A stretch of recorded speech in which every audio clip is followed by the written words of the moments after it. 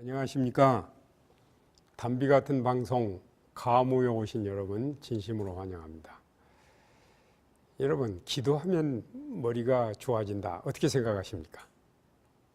또 다른 말로 기도하면 병이 낫는다, 어떻게 생각하십니까?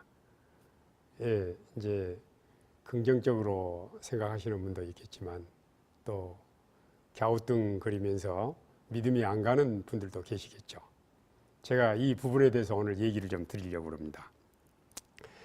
오래전에 미국의 벌티모어에 있는 한 메디컬 센터에서 일어난 일인데, 교통사고를 당해서 병원에 입원을 했는데 혼수 상태예요.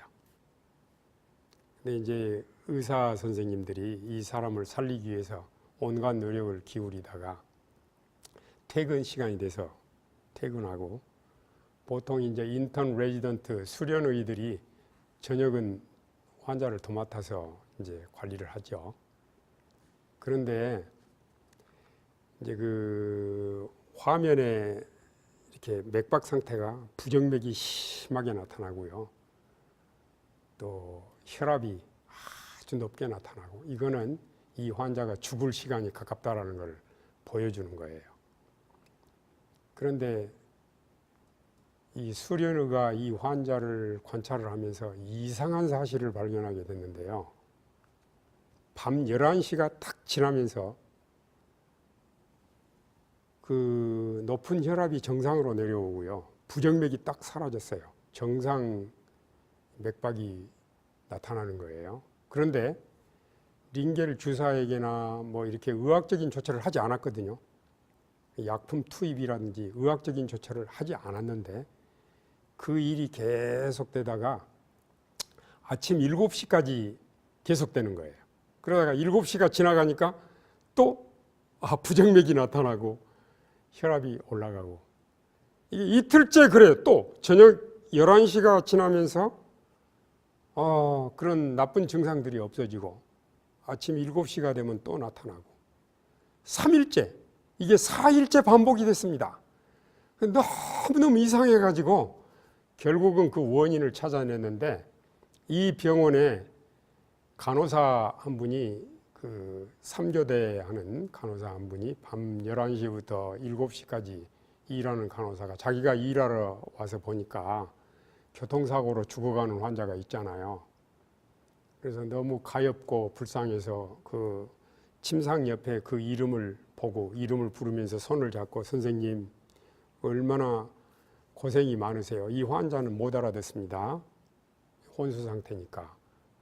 제가 지금부터 제 일을 시작을 하는데 정성을 다해서 간호하겠습니다. 선생님 힘내세요. 그리고 이 환자의 손을 잡고 짧지만 간절하게 기도를 드리고, 또 자기 간호 업무를 보면서 그 환자 방 옆을 지나면 가서 손을 잡아주고 힘내라고 하고, 바로 이 무식 환자를 위해서 드린 이 간호사의 기도가 이 환자에 영향을 미친 사실입니다.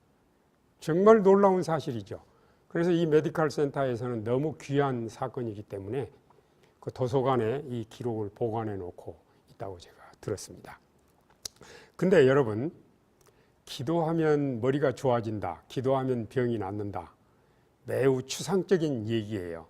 그러나 놀라운 사실은 우리가 어떤 학문을 연구할 때 이제 그 양적으로 연구하는 거 있고 질적으로 연구하는 거 있어요. 그래서 이제 퀄리터티브 스터디 혹은 퀀티터티브 스터디로 말하는데, 요즘은 1980년대 후반부터 의학자들이나 과학자들이 기도에 대한 연구를 합니다. 근데 기도에 대한 연구를 하는데 계량화된 연구를 해요. 말하자면은 기도하면 병이 낫는다, 기도하면 뭐 머리가 좋아진다, 이것을 수치로 표현하는 연구를 하는 겁니다. 이 기사가 오래전에 리더스 다이제스트지에 나오기 했는데, 그 기사 제목이 뭐였냐면은 Does Prayer Heal? 기도는 병을 치료하는가? 라는 제목이었어요. 그래가지고 거기에 수년 동안 기도에 관한 연구 내용들이, 그 결과가 수치로 표현된 내용들이 소개가 됐습니다. 예를 들면은요, 샌프란시스코 병원 의사 란돌프 바이어드가 1988년 393명의 관상질환 환자들을 대상으로 10달 동안 연구를 했는데 이렇게 연구를 했어요. A그룹, B그룹으로 그룹을 나누고 A그룹에게는 그 환자들을 위해서 이름을 불러가며 병명을 언급하면서 기도를 드리게 했고 B그룹에게는 그냥 도매금으로 기도하게 했는데 10달 후에 결과가 어떻게 나왔냐면은 이름을 부르고 구체적으로 병명을 언급하면서 기도를 드리게 했던 그 A그룹이 기도한 환자들은 항생제 사용이 5배나 줄어들었고요. 또 협심증 증상의 고통이 2.5배가 줄어들었고요. 심박 정지로 받는 고통도 비교적 낮아졌습니다. 이와 같은 연구들이 계속되면서 윌리엄 놀렌이라고 하는 사람이 믿음의 치료의 확실성이라는 책에 이렇게 얘기를 했습니다. 만일 이 기도의 치유력이 이렇게 확실하다면은 이제 의사들이 처방을 내릴 때 이렇게 처방하면 되지 않겠느냐고, 하루에 3번씩 기도할 것, 더 이상 뭐가 필요하겠느냐고, 이런 기사를 제가 읽게 됐습니다. 제가 아는 유명한 그 천연치료 의사 중에 한 사람이 드보라 킴인데 우리 한국인, 미국인입니다. 이분은 한국에서도 의대를 마치고 미국에 가서 의대를 마치고 아주 이 간질병 전문 의사가 됐는데, 이분이 50대 초반에 그 간질병 환자를 대상으로 기도에 대한 실험을 했는데, 이 우리 뇌의 알파파를 대상으로 실험을 했는데, 기도를 하지 않고 있으면 알파파가 8번 1초에 제일 낮은 수치예요.